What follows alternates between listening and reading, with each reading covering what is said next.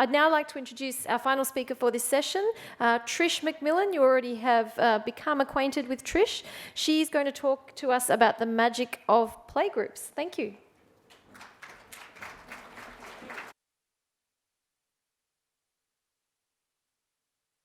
There we go. I'm on now. Awesome. So this is also my favorite presentation of the whole conference. This is something I've been getting. That's my little fight bus dog doing jazz hands. This is something I've been getting really excited about in recent years. It's really changing things in shelters in North America. We are saving lives. The longer we keep animals in shelters, the more of a duty we have to them to meet their needs, and this is one of the best ways to enrich and tire out and get to know our animals. So we all know this. We've seen this at every conference, the 5 freedoms. And the piece that gets harder and harder to keep up on, the longer we keep animals, the closer we get to no kill. Sometimes it means we keep animals longer. What's your #1 risk for behavioral deterioration in a shelter animal?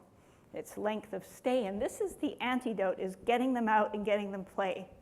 So think about it. What if you were put in a jail cell and you had a bed, you didn't have blankets, you got 3 walls, and you have a chain link in front of you. Every once in a while you see a person walk by, and you're like, hey, hey, hey, hey, hey. You're now kennel reactive. Once a week, somebody gives you a Sudoku. Now you've been enriched. And if you're numerically dyslexic like me, Sudokus are torture for me. That's not enrichment for me at all. So if we can put ourselves in the animal's place, what would make you feel better in this situation?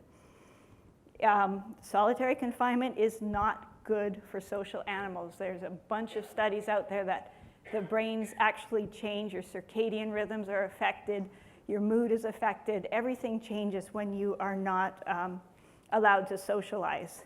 There's tons of stuff in humans. I'm not even going to go into it. I've read way more than a normal shelter person should about human incarceration. And every time I read something on it, I think about shelter dogs. I think about shelter animals in solitary confinement. And it's, in more and more countries, it's being considered cruel and unusual punishment to put a social animal in solitary confinement. Nobody gets better in solitary confinement. So what's the antidote? Get them out, get them playing. I've been doing some work with Dogs Playing for Life. They're a group that goes around the United States and teaches shelters how to get their animals playing together. There are a few other groups out there using different techniques, using different philosophies, and I just think getting your dogs into play groups will teach you so much. One shelter I went to had many dogs labeled as dog reactive. And when we got them out into playgroup, almost all of them were just frustrated. They just wanted to play so badly, but you know, they're that person in the cell going, hey, hey, hey, hey, hey, I'm in here. And it's just an abundance of sociability that made them show poorly. We also found in the same shelter there were 2 dogs on the adoption floor who were okay on leash, but once you dropped the leash, they would grab and shake and try to damage other dogs. So if you are not off leash assessing your dogs, your adopters are doing it, even if you say only dog home, and it's our duty as shelter people to get to know our dogs and to get to know who's safe to adopt out and who is not. And how much longer do your dogs stay if you say only dog home? A lot longer. So if we can get them playing, if we can get them social with other dogs, it'll reduce length of stay. So we'll talk a little bit about reading dog play, just really touch on it. This could be a 2-day lecture in itself. But even as a dog training professional, I didn't get taught a whole lot about dog play, not when I did my master's degree, not when I did my dog trainer certificate. I did spend my first 2.5 years in the dog business working in dog daycare, so I did get to look at a lot of dogs playing, more so than a lot of folks do. But we need to know what good play looks like. So play is just practicing real-world behaviors. This is what humans do. This is what dogs do. It's just pretend fighting and pretend hunting and pretend sex. It's just all the things thrown into one. I was taught the 50-50 rule back in the Dawn Before Time, they said every dog should be upside down half the time, and the other one should be upside down the other half. One should be chasing half the time. There's actual research on this. That is not a thing. The main thing is putting dogs, they do absolutely have preferred play partners, but if you're a dog who likes to be chased, your preferred play partner is going to be one who likes to chase you. My dog Theodore, the little pit bull is upside down there, plays upside down way more often than he plays right side up. He plays great defense. He can squirm out of a hump. He can wrestle really well from his back. So let's throw away the 50-50 rule. But well, what's a dog play session without showing some dog play? These two really are a nice 50-50 match. You'll see a lot of mirroring. And this is a great video because it's kind of rare that you get two dogs who are so well matched. One's chasing half the time. We've got a mutual chest bump. These are a couple of pit bulls in Los Angeles. But it's just some really nice balanced play. Nice little hip check, lots of bent elbows, lots of big open smiles. So it's important just to line up your dogs with play partners that complement them. So my pit bull loves to play rough and rowdy, but he can flex to many different play styles, which is why I adopted him. I'm like, you need to belong to a dog trainer. The little yellow dog up top prefers to be the bunny. She likes to be chased. That's one of my rare videos of her chasing somebody because she's almost always in front. But in a shelter situation, we need to know our dogs, and that'll help us make better matches with our adopters. There's a little bit of upside down play for you. So the pit bull wants to wrestle, and my little yellow Puerto Rican dog wants to chase, but she's being seduced into wrestling. And the German is being the fun police. There's always one. But this is just some really nice play with three dogs with very different play styles who are somehow making it work. And you can see in this, a lot of people get caught up in dominance and submission and, oh, the dog's upside down, he's being submissive. This dog is just inviting play. He's like, oh, look, you got me. I need to be gotten. So it's, rolling over is not a sign that the dog's given up necessarily. It can be done in lots of contexts. So if you're not sure if the two dogs are having fun, if you're new to dog play, one thing you can do is called a consent test. So if I thought Theodore was having a bad time with this dog who looks like he's trying to hump him, I would keep a leash dragging on the new dog, sometimes on both dogs, depending on how well I know them. I know Theo well. And I could take Dino's leash and just walk away and see what happens. And if Theodore comes following after me and says, hey, we were having fun, then maybe it looks stupid to me, but let the dog tell you. And if Theo shakes off and says, thank you for taking that jerk off my back, then I know that was the right thing to do. So what does good play look like? It's bouncy, it's inefficient. You can see the play face is the same on all three of these species. There's only 1 foot on the ground in that picture of the two pit bulls because they're bouncing so much. Often the ears will go back. I really look for elbow bends. Sometimes there's a little bit of a popping movement. And of course, the universal play bow at the bottom there, which is not working on the German. There's a little bit of popping movement. My slides have migrated a little bit, but watch this little dog. So the brown dog is our greeter dog in playgroups. He's chosen because he's not overly pushy. And the little yellow dog is a dog from a hoarding situation who is not having a good time in her kennel by herself. But once she came out, she was just, yay, there's dogs here, thank goodness. It's a language I speak. A great trait to have in a dog, again, this is the best dog out of a 400 dog fighting bust because he can flex to many play styles. And one of the things that Theodore does nicely is he self-handicaps. So here he is trying to seduce a small, fluffy dog into playing. Like, oh, I'm just a little pit bull. Don't believe the myths. Like, I'm just a little dog. So it's wonderful if you can have dogs who can help with these more fearful dogs. Another cool thing that some dogs will do is they will split dogs up who are playing too roughly. So the big fluffy dog is chasing my new little scruffy dog around, and you'll see Theo go in between them and try to split them up. He just missed. Let me try it again. Oh, ineffective. Let's try it again. I was going to do it pit bull style. Boom. Take it easy on my little sister. So I'm going to show you a little bit of the play yard at the shelter, Haywood County, where I volunteer right now. This is kind of all I do in shelters now that I don't work in one, is I go and volunteer doing my favorite thing in the world, which is play groups. So you'll see one of these yards. You can turn it down just a little bit.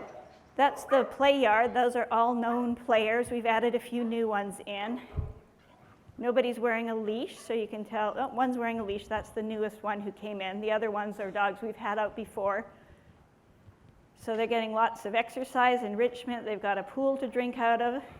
They asked me to bring Theodore in that day because they had a very fearful dog. He had to be carried out to the yard. So they wanted a dog that they knew well who would not overwhelm him. So we need to stay calm in the play yard. We need to have drag leashes on the dogs. We do make sure that if there's a drag leash on, we don't let other dogs drag them around, and we try to discourage fence fighting. I also don't take food in with the dogs, because if I lean over and I dump a bunch of hot dogs in the middle of that, it would not be good. And one thing I've learned to do is to sit back and let the dogs heal one another. As a former daycare employee, I tended to be like, don't do anything, don't have any fun, somebody might see. And I've learned to just let the dogs be dogs, especially in a shelter situation. So some warning signs if things aren't going so well. Maybe the dogs will have hackles up on their back. That's a sign of arousal. Maybe their elbows will start stiffening and locking out. Often right before something bad happens, the dog will be panting, panting, panting, and then stop panting. Who was at my defensive handling session yesterday? You got to see that in real life. And the hard eyes and freezes. Again, this could be a 2-day presentation. So I'm not saying every dog needs to play. If you've got a dog who's old and grumpy, they don't have to go out to play yard. But who do we get in shelters? So mostly your young, active, short-haired, blocky-headed meatballs like these guys, right? I've been to Australian shelters. They don't look that different from ours. So when should you step in? Well, I always tell my dogs, if you're not both having fun, then nobody's having fun. So make sure that they're having fun. And if you're not sure, you can do a consent test. Some dogs will tip into a fight with certain stimuli. That dog, Dino, who was humping Theodore, actually stepped right into that because that was one of his precursors. He would be humping and then he'd tip into growling and snapping, which is pretty rare actually, but it was something that I would interrupt with him every time. So here's little Buddy. We're always going to protect puppies. We're always going to protect inexperienced dogs. He was actually pretty reactive in his kennel. So we decided to see if the play yard experience, if we could get him playing with another dog, we could place him with another dog, which increases our adoption pool. But we're going to protect him, which is why we brought in a known good player.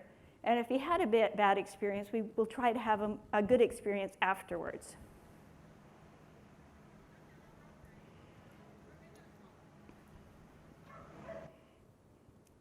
So that was not successful. Theodore's trying his best, but he is looking away, giving all kinds of cutoff signals. So Theo's like, well, you don't want to play. Can I go over to the fun dog yard? So tell me about this. The little dog in here belongs to my friend Allie, and she came in as a very young underage puppy, no mom, no litter. So Allie loves taking these guys home and socializing them. So tell me if this puppy's having a good time.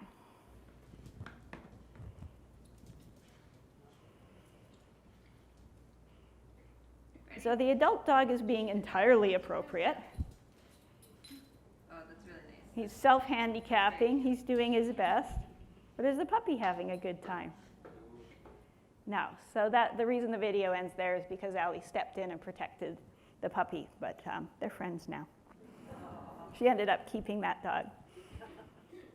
So one of the things we really have to think about is, are our kennel reactive dogs actually dog aggressive? So I stole this next video from the Dogs Playing for Life Facebook group. They posted it. It's actually from a shelter about an hour from me. And watch the change that happens in this dog. Okay, so this dog on the bottom, this is Brady, the one with the old injuries around his cheeks.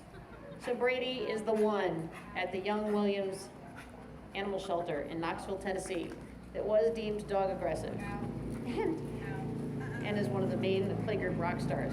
So he's your boy, right? Tell us a story about him. Brady's been here the longest. He's been here since March 26th. And people don't look at him. He is very aggressive. But he is horrible in the cage, and folks just don't want to see him because he's too much dog. And now look at him. And look at my boy. Look at him. My boy. He is truly one of the sweetest, kindest, most social dogs in the house. So what we want to find out in the next couple of days is how does his kennel behavior change, like as a result of being able to come out and have a good time in playgroups. So yay for Brady. So if he wasn't assessed off leash, if they just took his kennel behavior as who he is, they never would have known it. He was the guy sitting in the cage going, hey, hey, hey, hey, everybody, I'm just stuck in a cage here. And his reactivity was coming from a place of a desire to interact. And once he was given the opportunity to interact, he'd been there longer than any dog in the shelter because of his kennel behavior. He'd been deemed dog aggressive, only dog home. And was that necessary? If he had gotten to go out for play groups on his first day and he'd gotten to play, that would be a wonderful thing. So a question that I got yesterday, where's my questioner? I can't tell where anybody is in here, was about these larger play groups. Can you have more than 2 dogs out playing? And I've seen problems when you take the same 2, 8-month-old Labrador crosses and take them out every day for 2 weeks. Then when one of them gets adopted and you have to bring someone else into your play pair, they'll be like, where's Sassy? That's the only dog I play with. Whereas if you've got, I think 2 can be either a great number or a terrible number for play groups. 3 is tough because 2 dogs often gang up against 1. But you can see if you can get comfortable with having more dogs together, and if you start them in play groups when they first come in, it's not a new thing to be interacting with other dogs. You can get quite a few out, and they can pick their own play partners, and they can switch from one to another. So that's kind of what the larger play groups look like. And we always have a big tub of water, so you don't have small dishes they can guard. You do have to change it once in a while because dogs go plowing through it and get it dirty, but that's what a larger play group looks like. So when I got Theodore from the dog fighting bust, he was one of close to 400 dogs that were seized. And when we first started working with these 400 ex-fighting dogs, or dogs bred by a dog fighter, Theo was only 8 months old when he was seized, we had protocols for the leash climbers, we had protocols for over-aroused dogs, we had resource guarders, we had our protocols for fearful dogs. And by the end, honestly, we only had 2 groups. We had the resource guarders we'd work with their food bowls or their chewies, whatever they're guarding, and we had dog play. And dog play fixed everything else. And the biggest thing it helped with was our fearful dogs. When we first started doing the BMOD, what we do with fearful dogs is you would steal all of the meat products from the buffet at the hotel at breakfast. You would take them to the shelter, you would sit on a bucket or on the floor, and you would fling bacon in with these dogs who'd been chained out for their whole lives, who had not had a lot of human contact, who were quivering under their coranda beds the whole time. And then you would walk away, and the cage would be full of bacon. The dogs are like, great, when people leave, my cage is full of bacon, but it did not help them come out. But what helped them was playing with other dogs. So I found out yesterday that you used the term Pancake Dog here. That is a commonly used Australian term for the dogs you have to carry out to the yard. What should happen with this one? Okay, so it's June 2nd it barks, and this little tan dog, this little female. Well, yeah, no, it's a good one. This little tan female back here is like a pancake dog with people, scared to death with people. And so she just came out, and we're using Mateo, who's the bomb-proof dog here, to show us how she feels about dogs, which apparently she knows that she's a dog. Look at her. That's just the most delightful thing, when you have to carry a dog out and they realize that you're the one taking them to see their friends, And tomorrow somebody else might take her out to play yard, and the next person. And before you know it, they're standing at the front going, person means I get social time, and they are social animals. Not everyone from the dog fighting bust was social. We did not let everybody play, but it made the biggest difference with the fearful dogs. So here's a dog who was not doing terribly well in the kennel. I got some case studies from Dogs Playing for Life. This guy was also very, very fearful and reactive in his kennel, but look at the difference that happens when you get them out. And the getting them out of the kennel takes away the kennel reactivity, takes away the fear, and dogs can be their own best healers. I've seen just incredible things happen when they get to interact together. These are some case studies from Dogs Playing for Life. They were nice enough to open up their archives to me and say, use anything that you like to help talk to people about play groups. This dog came in as a feral dog and had been living in the shelter office for, I believe it was 2 years. And when she came out to play group, she was on 2 ropes so that they could catch her and she could come in again. But look at that face. And both of those dogs were adopted by shelter employees. They weren't perfect dogs at the end of playgroup, but playgroup was very healing for them. So I showed you Buddy, our little guy at the kennel, doing extreme avoidance behaviors in all of these pictures. I tried him with my bomb-proof dog, who was doing all of the friendliest things possible. And you can see in the first picture, he's just like, I can't even see you, I cannot interact, you are too big, even if Theodore was being very small. That wasn't working, so I asked the shelter people, do you have any friendly small dogs you could bring out here? So they just started bringing out small dogs who might want to play, and what happened was the small dogs started interacting, and Buddy stayed glued to the fence for a while. But he couldn't do that forever. So that's him over there sniffing Theodore on the far right. That's the dog I took home and kept. Now look at that, his tail's unfurling. He's being brave with his original Buddy. Look at him. Look at you. Look how brave you are. Look at how sweet this one is. They both want to go over to the fun yard next door now. But this is a nice thing if you can have more than one yard. Somebody asked me yesterday, what do you do with dogs who might not be good with small dogs? Of course, you can't just put them all in the same yard, but if you have side-by-side yards like that, you can get a really good feel for who's sort of chasing the small dogs along the fence in a predatory manner. So here's another case study. This is Nellie. She belonged to one of my shelter behavior mentees. I run a shelter behavior mentorship, and he got really into play groups. He had just started a shelter job when he did my mentorship, and I convinced him that play groups were the answer to a lot of his problems. So here's poor Nellie. This is what her kennel looked like every morning. She had stress diarrhea all over. She had finger painted it. Use the term finger painting here for that kind of artwork. Not a desirable looking dog, and she was quite fearful with humans.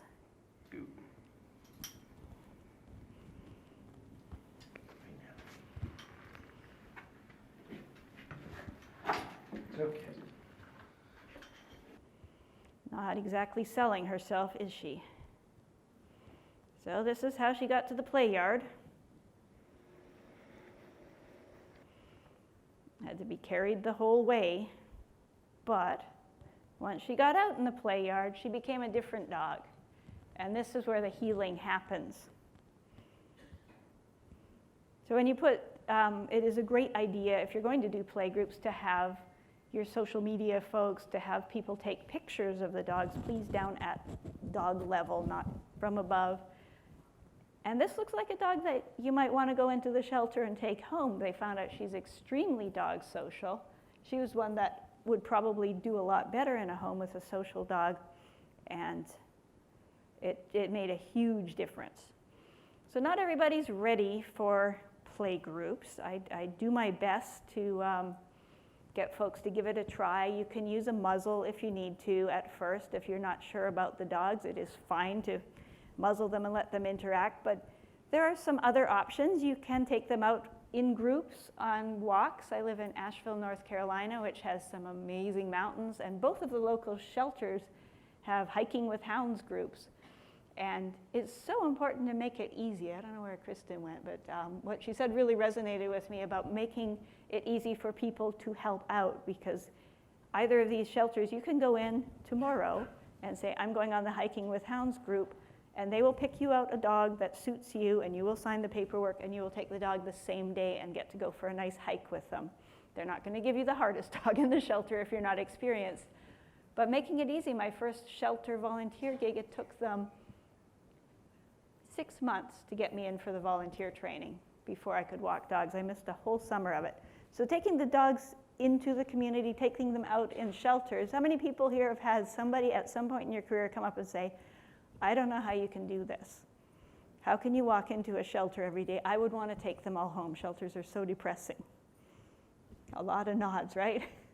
This is one way to take the shelter into the community. Stick an Adopt Me vest on some of these guys, get them out, show folks what they're like on the beach, on the trails. And some of the folks who will never come into a shelter will adopt dogs who are out of the shelter.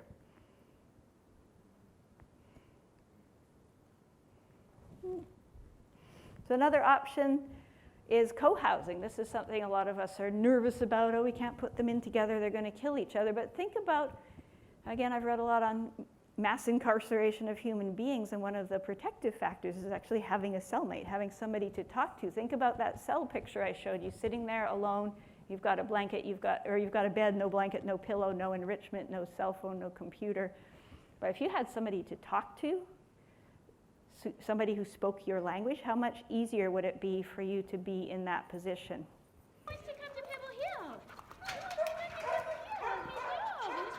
So this is a shelter I visited in Chile, where they don't have a lot of adopters for their dogs.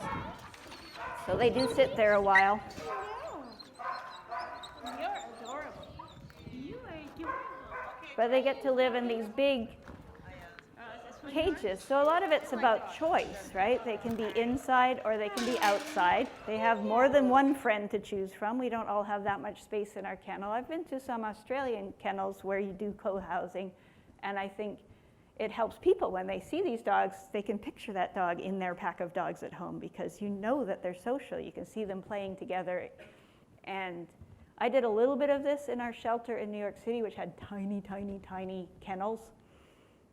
And we would separate them for feeding. Some shelters choose to separate them at night, just in case an altercation breaks out and nobody's there.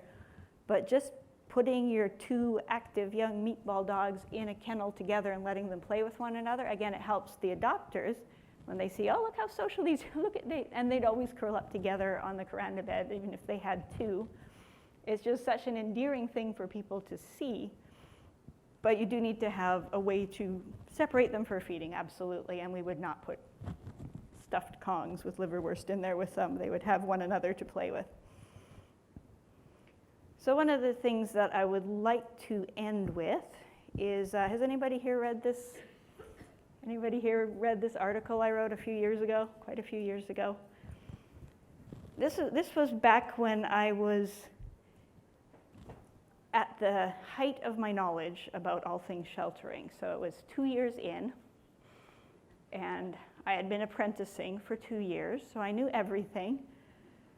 And I wanted to save them all. That's why we go into sheltering. And I was the volunteer, but I was the volunteer coordinator. So I was in my 20s, so a lot of my friends were, didn't have pets yet, didn't have kids yet. So they were absolutely my ideal place to put my more marginal shelter dogs. So the article is about a dog named Rosie who came in, and she was brought in for growling at a man, which was an automatic euthanasia in the Vancouver Pound at that time. It really was called the Pound. And I just thought, you know, Rosie's so good with me. There's no dog that's 100% aggressive 100% of the time. I took her to our training facility. We found out she didn't like other dogs so much, but I had friends who had no kids, no dogs. I was just like, please, can you foster Rosie? She's so good with me. Surely she'll be good with everybody and everything because she's good with me. And these folks took her. And then I promptly moved to San Francisco. And they were abandoned with a really quite iffy dog. She was not just not good with other dogs. She was dog aggressive. She was animal aggressive. And she killed 3 of the neighbors' cats, 2 of them in full view of the neighbors. She broke the leash once and got into a fight that John broke up with his bare hands and ended up with all of his fingers bent backwards on his hand. And she started stalking children in the same way that she was going after animals. And John and Mindy spent tons of money on trainers and on walkers and on muzzles and on. They had that dog for 4 years, and she was really good with them. She was a lovely dog in some ways, but she made their life really difficult. And 4 years later, I got an email from John, which is in that article if you want to look it up. It's on the IABC Journal website. On the last day of Rosie's life, the dog walker had Rosie out for a walk.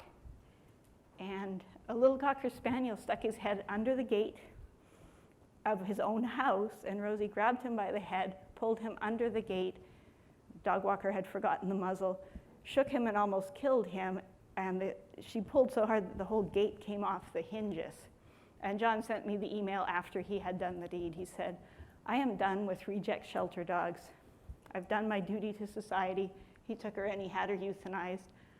And I just kept thinking, I had matured a little bit. I knew a little less than I had 2 years in. This is 6 years into my dog career.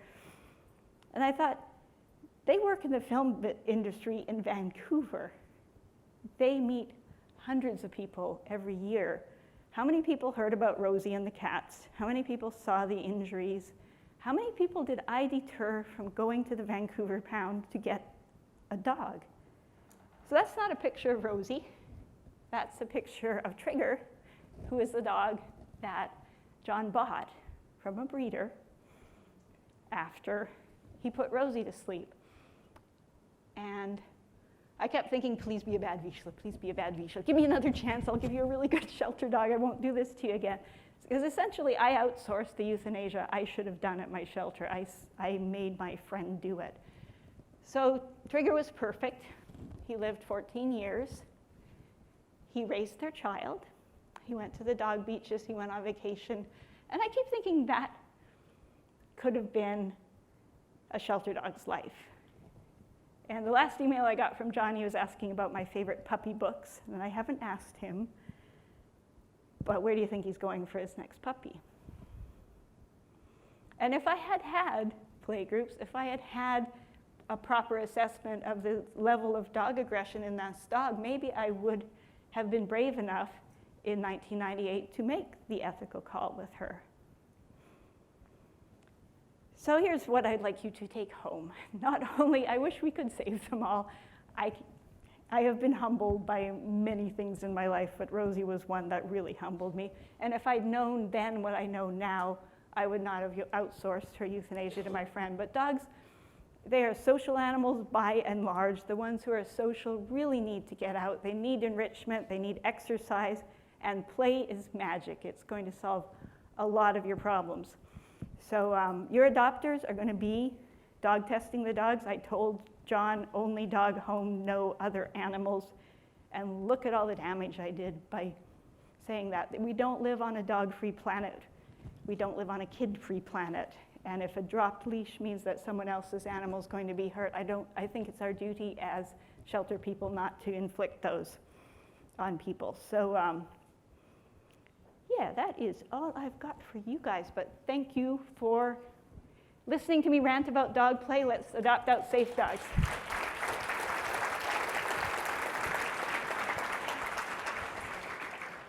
Oh, and I need to announce about, that article is on the IAABC website. Is anybody here a member of IAABC? We've got a few. It's the International Association of Animal Behavior Consultants. They have a journal that's available online. You can read articles about many behavior topics.